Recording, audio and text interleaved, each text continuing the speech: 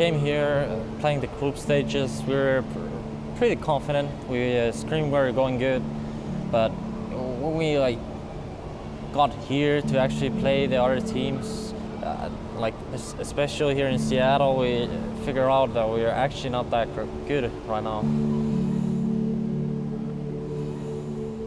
Then we went on the first day was actually really good. We played good, but after that it just went downhill. I don't know what happened. I think it was a mental thing, sort of. Then we just couldn't get our shit together. Fnatic 2-0 Liquid! Liquid are going home! The buyback, it won't be enough. No game on play. Wings are your international 2016 champions!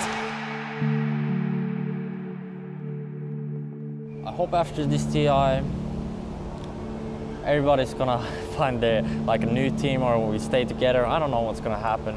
It's TI always, shit goes down. That's the way, but they're my friends. This is my friends. I can't hate him for losing against Fnatic. I play myself. Yeah, always if you think about life, the way that you always deserve what comes for you. You always deserve it in a way or another. You just deserve it. So you don't think about it that someone fucked you. You just think about that I fucked up. That's the way I think life, and it's easier to process. You don't have that many regrets if you think this way.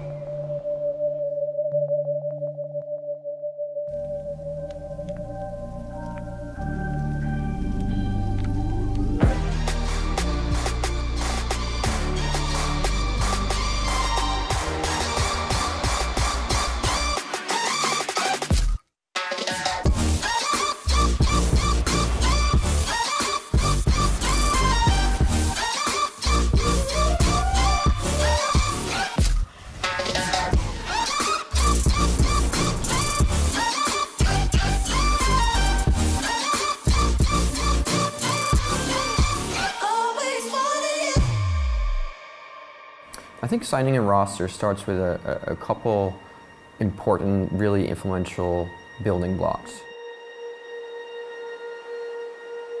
That could be a great coach. I think in case of our Dota team, Kuroky is that building block.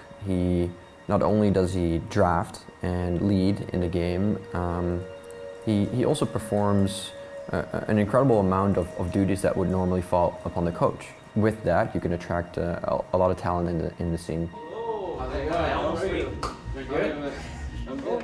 These games are all still relatively young, and coaching is really complicated. And there are times where players, especially players that have been around for 10 years professionally and 14 years even playing the game, do perform that type of role. And Kuroky is a talent scout, and 2 years ago, when we were building the roster, he looked at Mind Control, MATUMBAMAN, Jerax. Those three names didn't have the teams for the picking, but he saw something in them, and he said, if we bring this group together, we can do some great things.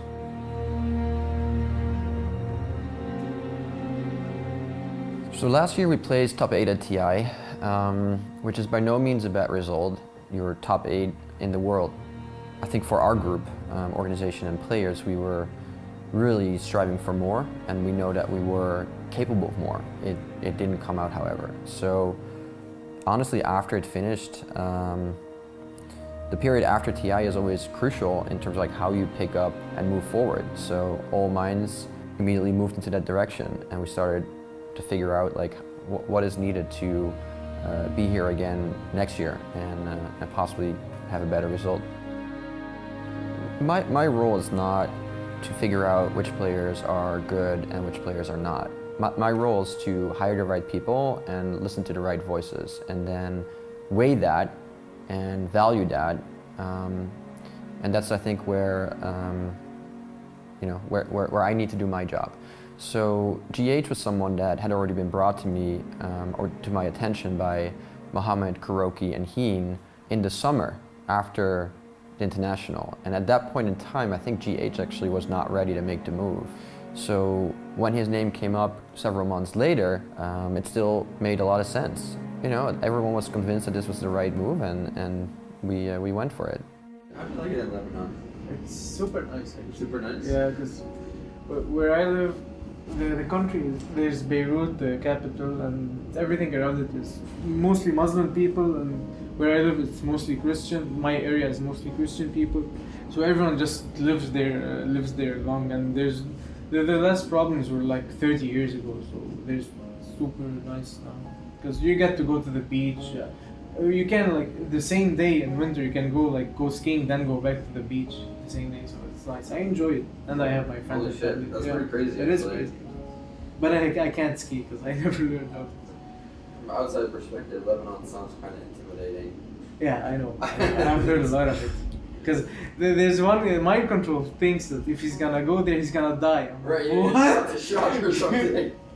Because for me, as I lived there my entire life, I'm like, I just go to the net cafe, play some games, hang out with my friends, go grab a beer, then go back and sleep. That's about it. Honestly, like, being a player, it's really fucking fun. It is. You know, like just competing. So my job right now, like, I definitely have a super fun job, but like when I was a player, it's so pure. Yeah, like if you're better, you win. Period. No politics to be played. You don't need to sell Nothing. anything. Like, just if you're better, you win. That's the best feeling in the world. It is. My name is Maroon Mirhij. I play support, and my in-game name is GH.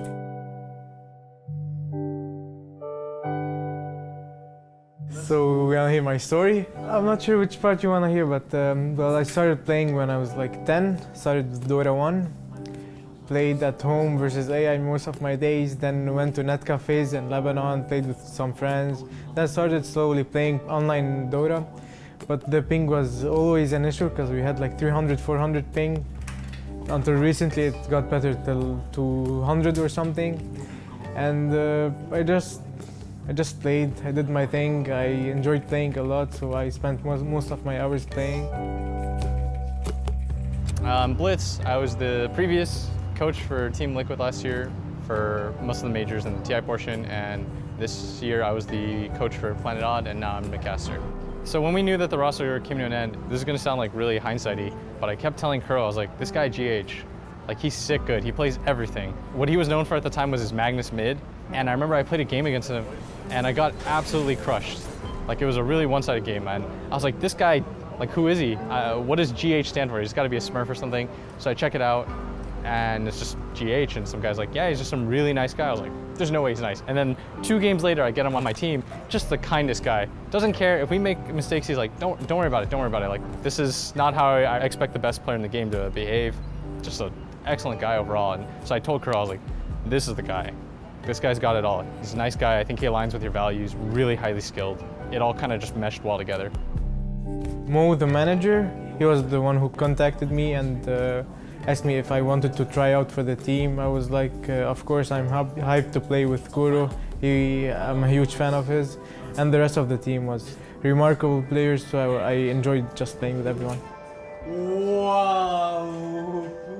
Used to go Necros on Pop.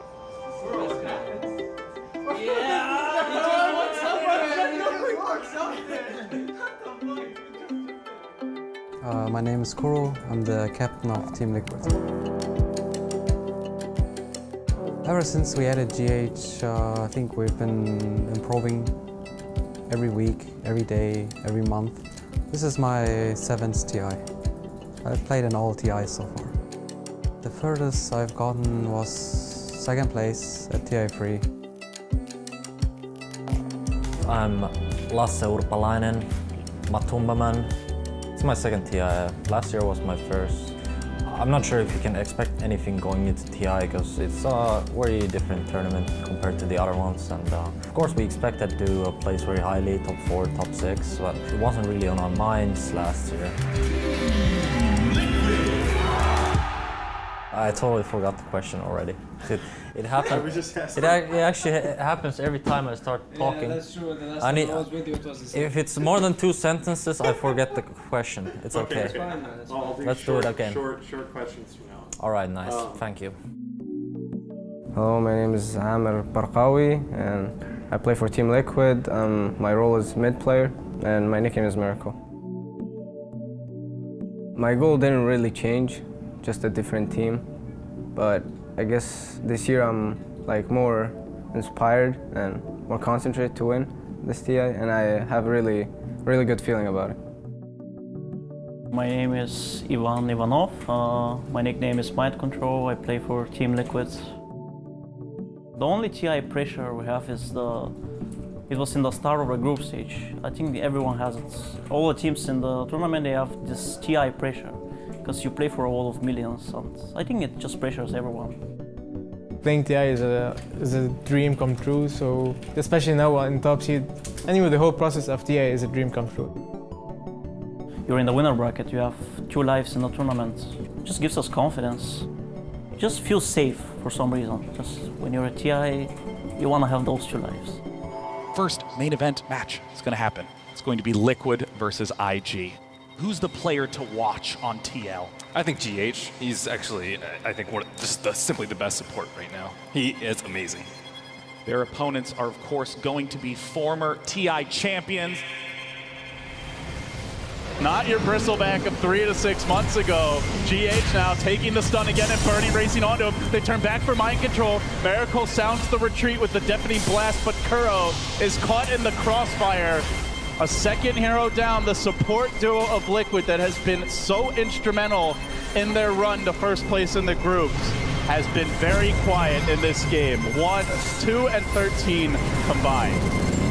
IG dominant to open up TI. And I think the real question is, can Liquid establish a draft that will give them the appropriate answer to what IG's bringing to the table? Because as we've heard before, a lot of the Chinese teams are remarkable at playing well as a unit. And so the entire draft has to be key for Team Liquid. A lot there, Lumi. They blew the Aegis, they blew the Cheese, they did it outside the base. So they won't be able to threaten high ground with their full complement. At the same time, there's no out buyback Center coming in from the back line. For him, and now the Epi onto Matu from the rear. They get the Ursa. That might force Mind Control back. The wheels might have just come off of this push. Mind Control slow to retreat, but the Caustic is going to make this a bit trickier. I don't think they can win that fight. They're going to try. It's going to be close here as Mind Control. Urge hit him from the front. But Oka with the tricks, looking for the clean trade, and it's now still a bristleback. I don't know if you want to go in. There's something they do. Finally, IG. Caustic it's a burn. Spiky mouthful. I don't know about this.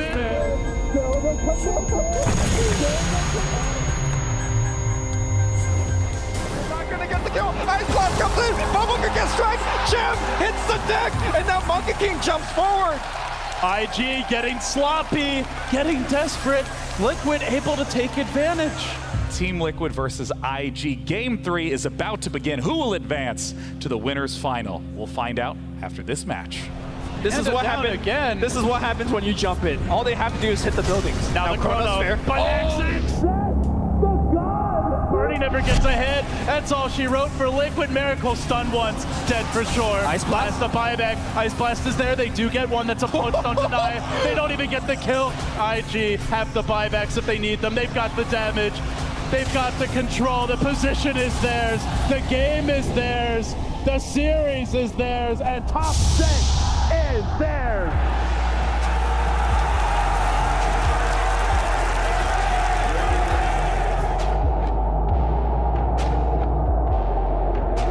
How many bracket predictions are ruined now? A ton. Yeah, that was a big upset for me. I genuinely thought Liquid was a much better team than what they showed today.